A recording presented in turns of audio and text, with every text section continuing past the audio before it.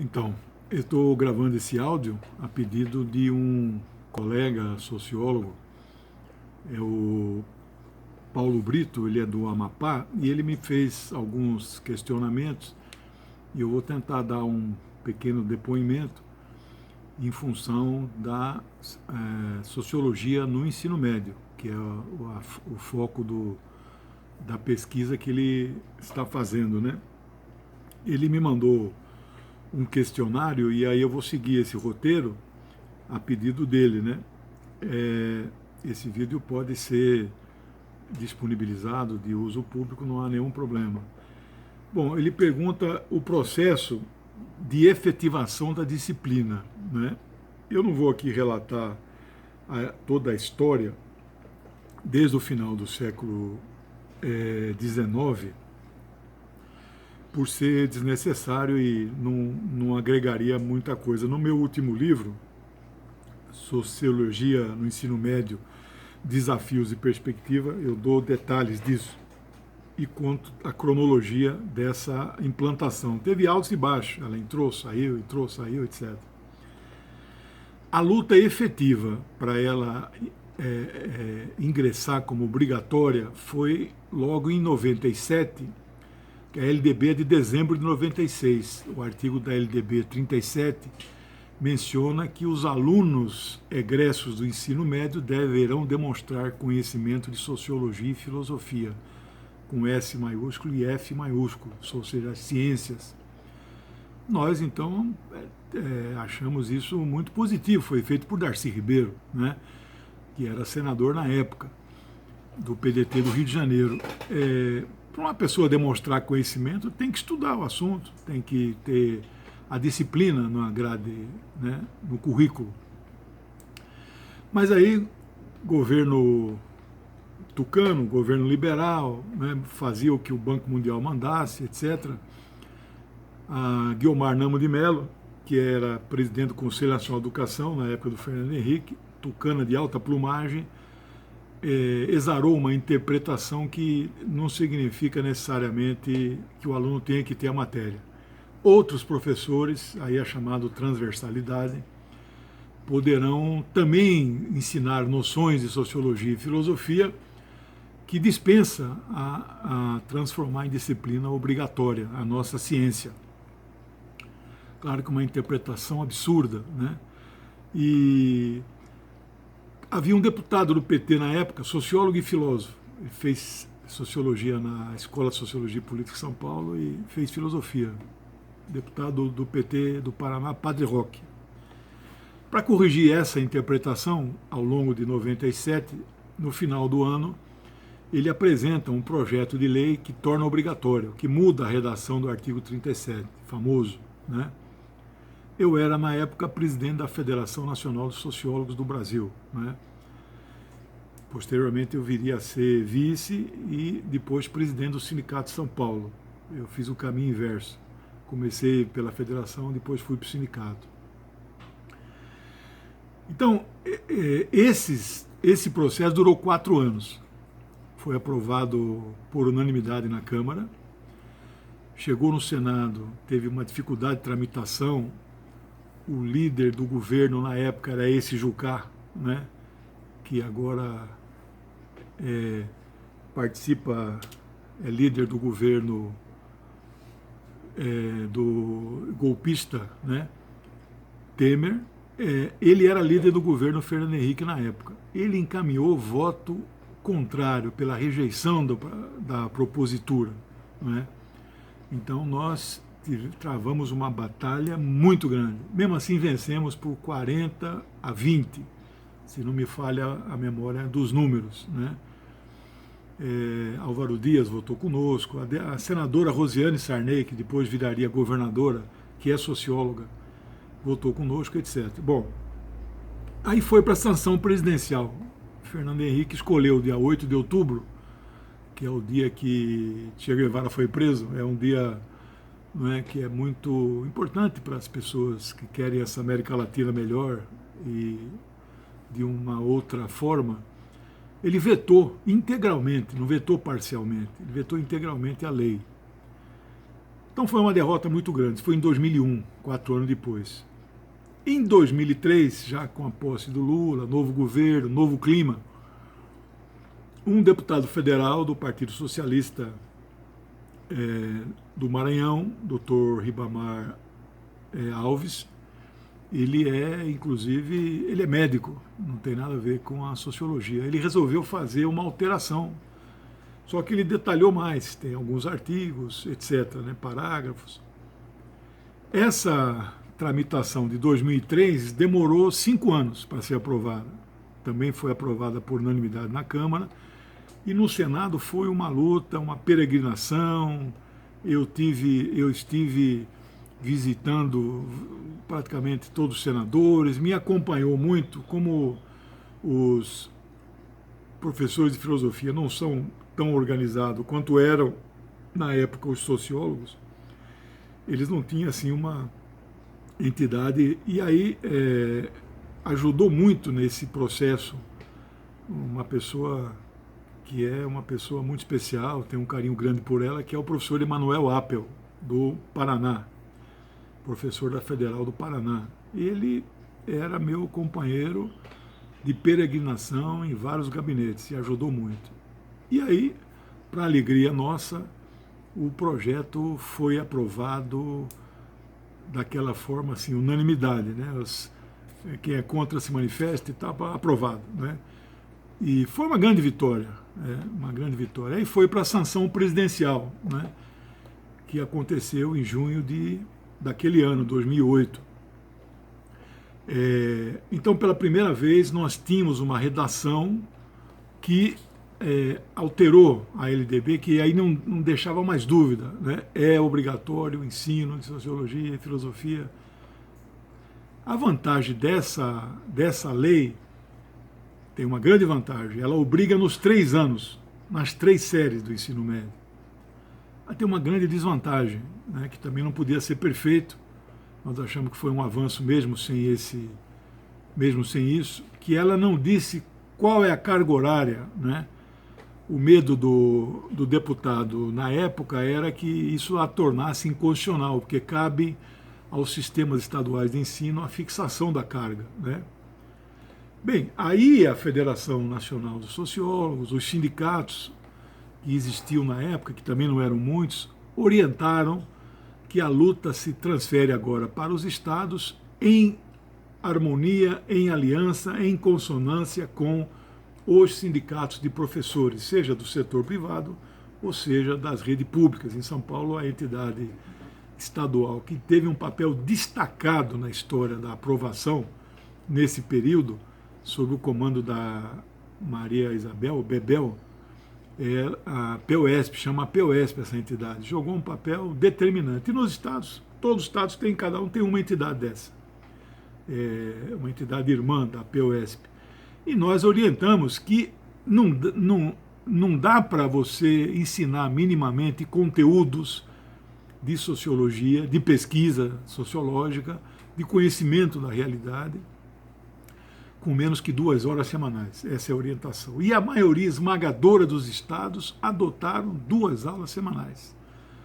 Portanto, foi uma grande vitória. Alguns estados, e aí ele menciona o Amapá, e eu sei que o Rio de Janeiro também, eles adotam 1 hora a aula, o que nós achamos um verdadeiro absurdo. Então isso tem que ver como que pode ser alterado, né? Bom, ele indaga várias questões, né? As dificuldades na aprovação e os atores envolvidos. Já mencionei um pouco, né? Dificuldade na primeira etapa foi pressão aí do Banco Mundial, né? Nós sabemos disso. Nesse meu livro último, ele tem um artigo, As Razões do Veto, né? Que é muito interessante e menciona isso, tem lá muita citação, um artigo muito bom, né? Bem, sobre o governo Lula, não é, houve um lobby das escolas particulares, mas o governo Lula, quando o ministro era Fernando Haddad, eu tive com ele 7 vezes para para articular aí os encaminhamentos, o apoio do governo, mas assim, apoio muito firme, né?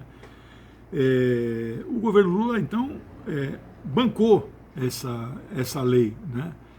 E o Emanuel Appel, que é um companheiro do PT, do Partido dos Trabalhadores, teve também, então, muitas articulações, né?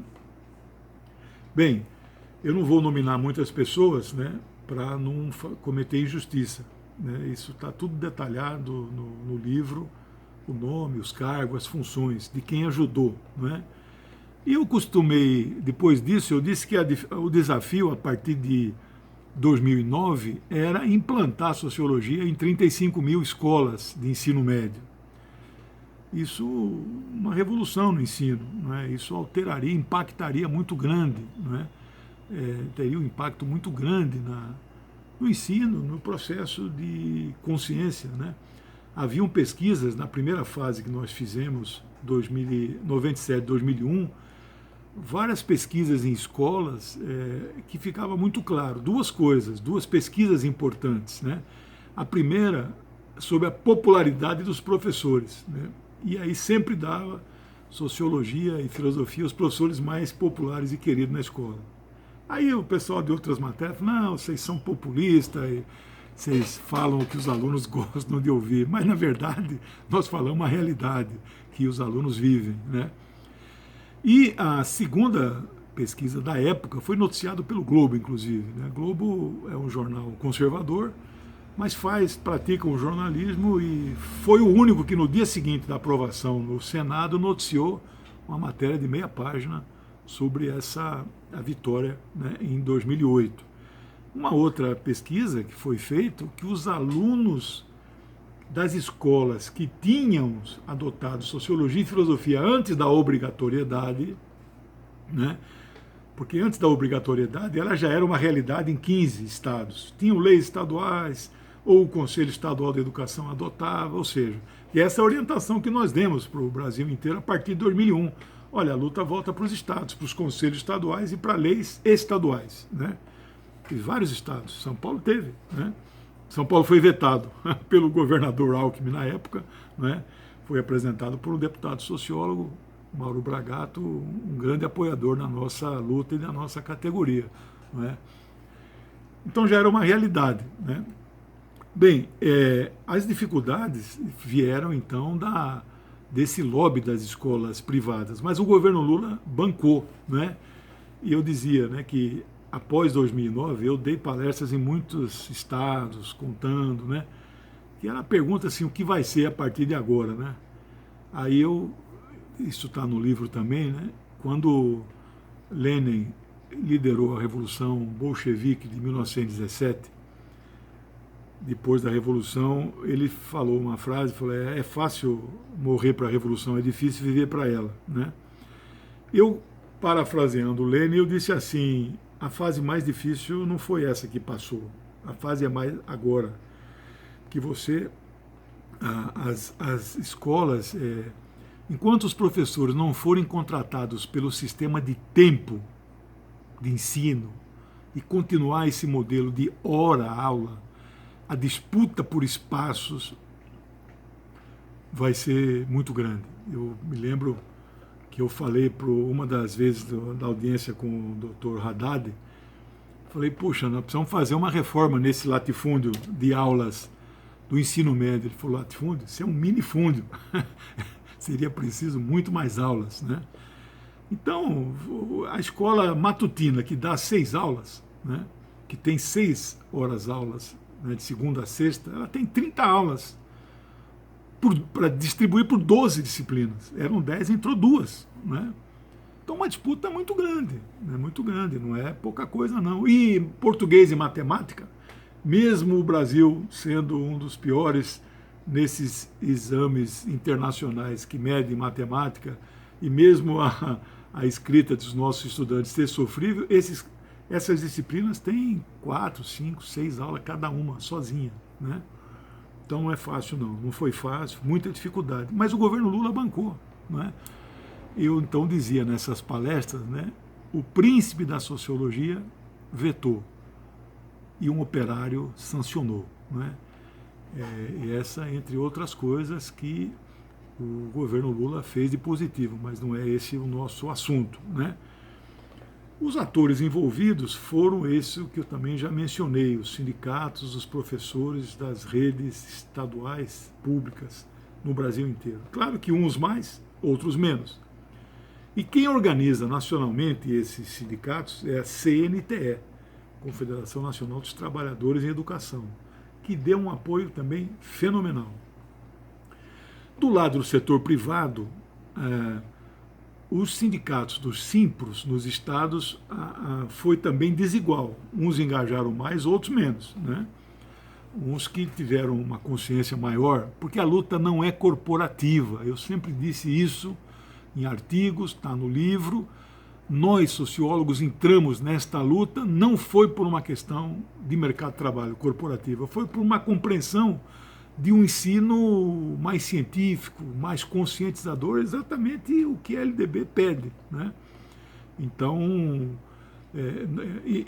nós, sociólogos, que são os bacharéis em ciências sociais, não temos licenciatura. Eu, particularmente, fiz. Recomendamos que todo mundo faça, né? Porque, às vezes, o mercado de trabalho de dar aula é o único que aparece. Mas eu não posso prestar, ou quem é sociólogo, só bacharel, não pode prestar concurso para dar aula de sociologia, né? Tem que ter licenciatura, né? E eu defendo a licenciatura, sou favorável, né?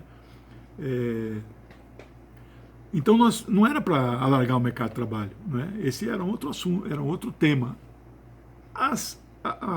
Os sindicatos públicos compreenderam, os privados nem tanto, não é? Eu não quero citar nomes aqui, mas certa vez fui eu, um diretor da POSP, conversar com o pessoal ligado ao setor privado, né, de ensino, sindicato, né? Aí eles, quando foram passar a palavra para eu fazer a primeira exposição, o presidente do sindicato bateu na mesa e falou assim: olha, eu quero saber se vocês vão tirar minhas aulas de física. Eu falei, não, pretendemos que isso não aconteça, né? Bom, então, nível agora, a Confederação Nacional dos Trabalhadores de Estabelecimento de Ensino, CONTEE, que é a confederação irmã da CNTE, essa teve uma compreensão muito avançada. O nosso sindicato de São Paulo não tinha dinheiro para financiar viagens. A CONTEE pagou algumas, a CNTE pagou outras, a POS pagou outras, né? Para poder fazer a política, né? As coisas se decidiram em Brasília, né? A CONTEE estava sob o comando de uma professora, uma grande professora de filosofia, a professora Madalena Guasco, que presidiu a entidade por 3 gestões e deu todo apoio. E na direção da entidade tem outros sociólogos, né? Ela não é socióloga, é filósofa. Muito bem. Aí depois, o foco aqui do roteiro que me foi passado é avançar a sociologia para o ensino médio, né?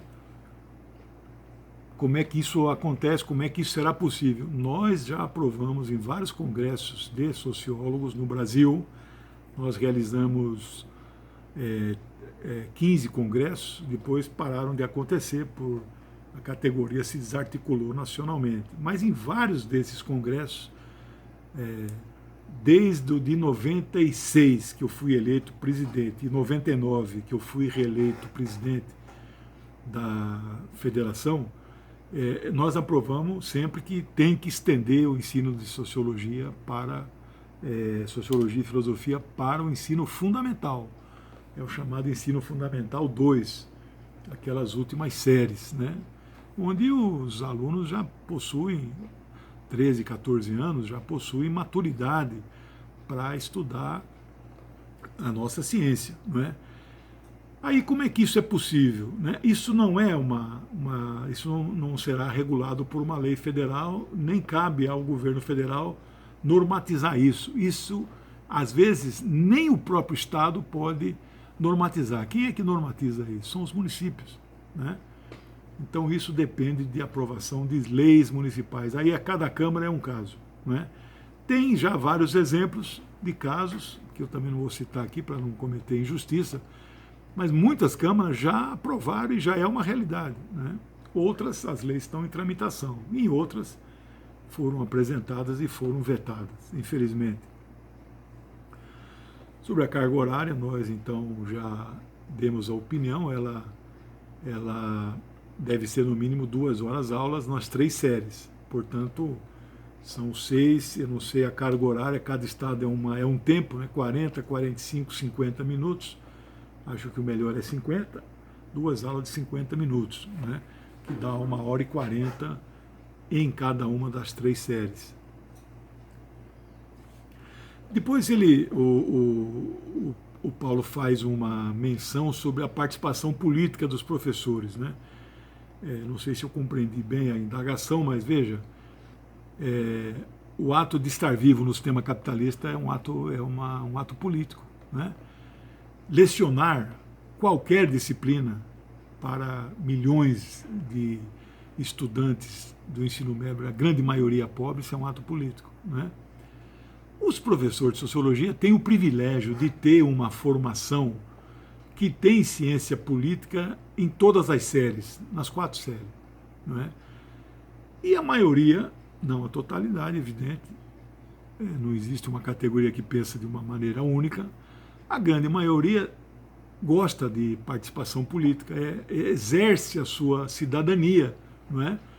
Participa de sindicato de professor, de sindicato de sociólogo, não muito, porque infelizmente nós praticamente não temos mais nenhum funcionando, né, no Brasil, né?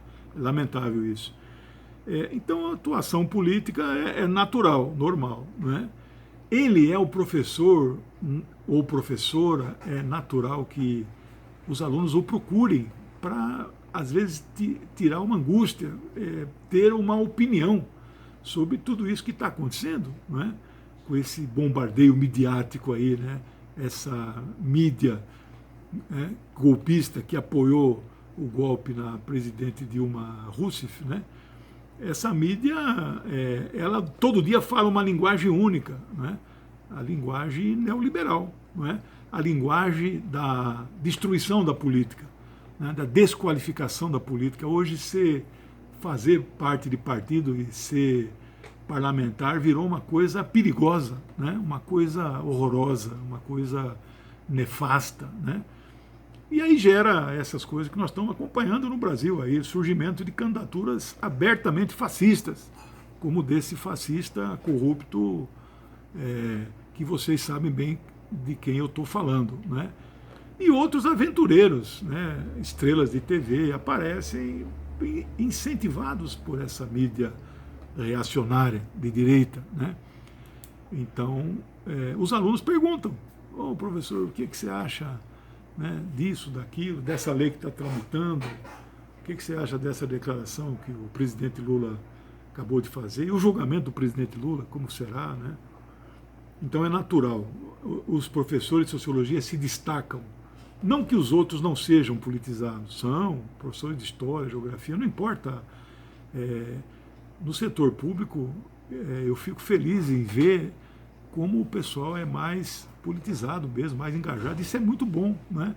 Em tempos desse de tal escola sem partido, que os fascistas estão tentando impor, né, no Brasil, essa participação política dos professores é que está conseguindo barrar. Até agora os caras não conseguiram impor isso, né? O fascismo nas escolas, né? Bom, menciona aqui o desprestígio da disciplina. Eu não vejo dessa forma, né? Eu acho que a disciplina, a ciência tem muito prestígio, né? O que acontece é que a disputa por carga horária, o professor não é contratado por tempo. Como eu dizia, se um dia a contratação fosse por jornada, como é na universidade, você é professor tempo parcial na USP por 20 horas, mas esse semestre você vai dar 4 aulas, semestre que vem você vai dar 8. O resto você pesquisa, o resto você escreve livro, o resto você atende e orienta estudantes na sua ciência, né? Mas isso não acontece no ensino médio, né? E no ensino fundamental, infelizmente, não temos escola de tempo integral, né? Ou seja, educação não é prioridade, mas não é esse o nosso tema, né? A ciência tem prestígio, né? Tanto que você não vê, não passa um dia que um sociólogo não dê uma opinião aí sobre algum tema que está em debate na sociedade. Então nós estamos nos jornais todos os dias, né? É claro que aí tem visões bastante diferentes, né? As diversas correntes políticas de pensamento, elas atuam desde as escolas nossas de formação, né, de, de sociólogos, né, nas escolas de bacharelado em ciências sociais. Então, tem escolas, tem professores também engajados, que são, às vezes, marxistas, outros são sociais-democrata, né, outros são de direita, é muito raro, né, mas tem, né, e devemos respeitar, né, ele tem que ter o espaço dele para falar as bobagens que ele quiser, né, mas tem que ouvir as nossas também, né. Então, essa formação nossa, que também é mencionado no roteiro apresentado, ela permite esse elevado grau de consciência política, né? Não só da política como ciência, né? Criada no campo ocidental por Maquiavel, o campo oriental é outro, o patrono disso, mas não é nosso assunto, né? Como também na política, na praxis, né? Da cotidiana, incentivar os professores e os alunos a participarem de sindicatos, de associação de moradores, de entidade de luta das mulheres, de entidade de luta contra o racismo, de entidade de jovem, de entidade estudantil, né?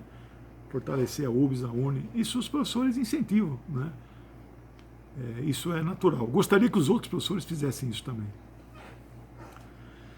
Bom, e aí conclui o roteiro de perguntas, eu espero ter conseguido responder a todas elas, conclui o que fazer para melhorar as coisas, né? O velho Lênin que eu citei, muito bom, gosto muito, tem um livro que chama O que Fazer, não é? Só que é para a realidade de 1910, da década de 10, né? Do século passado, né? Nós já estamos na década de 10 do século XXI, né? Muito bem. No livro, eu tenho um livro anterior a esse é o livro de Sociologia no Ensino Médio, é o meu 10º livro. O 9º foi um livro que é praticamente, vamos dizer, minha obra-prima, entre aspas, né? Era um sonho muito antigo escrevê-lo, né? E eu consegui concretizar há uns 3 anos, que é sobre a trajetória da profissionalização do sociólogo, né, e o mercado de trabalho. E aí eu tenho um dos capítulos, assim, eu digo o que fazer, né, pelo menos do meu ponto de vista. Eles estão muito atuais, isso, né, criar sindicato em todos os estados, que for possível, né, e o estado do Amapá é pequenino, mas tem. Eu fui injusto em falar que não tem nenhum funcionando, mas o do Amapá funciona, né? O do Pará funciona, né? E outros. Bom, com dificuldades. Criar uma federação nacional, né? Não tenho dúvida disso, né? Agora, essa é uma opinião minha, pessoal. Nós precisamos criar o Conselho Federal de Sociólogos do Brasil, né? Porque todas as outras categorias têm os seus conselhos, que são instituições autárquicas, não são ligadas ao governo federal, é uma autarquia federal, não é? Como o CREA, por exemplo, dos engenheiros, o CRM dos médicos, né? Então essas categorias mais fortes, mais corporativas, tem até categorias menos fortes que médicos, engenheiros e advogados, né? Advogado tem a OAB, chama Conselho Federal da Ordem, né? É ordem, ele é Conselho Federal, ele é autarquia, mas é uma ordem também, né? Então, outras categorias que não tão fortes quanto esses, estatístico, por exemplo, quase não tem mais escola de estatística, eles têm conselho, né? Nutricionista, terapeuta ocupacional e fisioterapia, CREFITO, né? Por que os sociólogos não podem ter, né? Para fiscalizar o exercício do trabalho e da pesquisa científica, não é? Então, esse não vai ser a salvação, né, da lavoura, mas é uma luta, é uma campanha que vale a pena, mas não será fácil. Depende do governo mandar a iniciativa. Nós apresentamos, o ex-deputado federal Aldo Rebelo, ele apresentou também um projeto, um PL, que cria o conselho, aprovado na Câmara por unanimidade e foi barrado no Senado, não é? Sobre o argumento que é um vício de iniciativa, né? Vício de origem. Não cabe ao deputado criar autarquia, que por sua vez gera criação de cargo, e isso é atribuição exclusiva do legislativo, né? Então, e aí eu dizia que esse é a principal luta nossa, mas não é fácil porque nós não temos uma força na sociedade que faça pressão junto a mesmo um governo progressista de centro-esquerda, como foi Lula e Dilma, nós não temos pressão organizada na sociedade para convencer, né, os dirigentes a criarem esse conselho. Tem algumas categorias que não tem ainda, nós não estamos sozinhos. Jornalista, pedagogos, algumas outras também não tem, né? Bom, e aí concluo dizendo que a luta para a consolidação do ensino de sociologia é fundamental. Esses tempos de reforma do ensino médio reacionária feito por esse governo golpista também vai nos dificultar, porque a criação das chamadas áreas de conhecimento vai permitir, no limite, que se ensine sociologia e filosofia sem ser formado na área, o que é um absurdo, né? Então nós temos essa situação, essa realidade, que nós temos que tentar alterá-la, né? Não podemos nos conformar com essa realidade. Então aí o caminho, do meu ponto de vista, modesto e humilde, nossos colegas sociólogos e professores de sociologia devem trabalhar em aliança com os sindicatos de professores nos estados, tanto para negociação junto ao governo dos estados, na ampliação de carga horária, como na luta do convencimento com algum eventualmente deputado federal do seu estado, para que esse projeto que está parado na Casa Civil, tem lá, o projeto foi feito estudos técnicos sobre isso e tal, mas não vai para o Congresso, né? Mas isso provavelmente vamos esperar 2019, quando nós, ao que tudo indica, nós teremos um Brasil de volta à democracia e respeitado internacionalmente. Então, obrigado a todos, um abraço.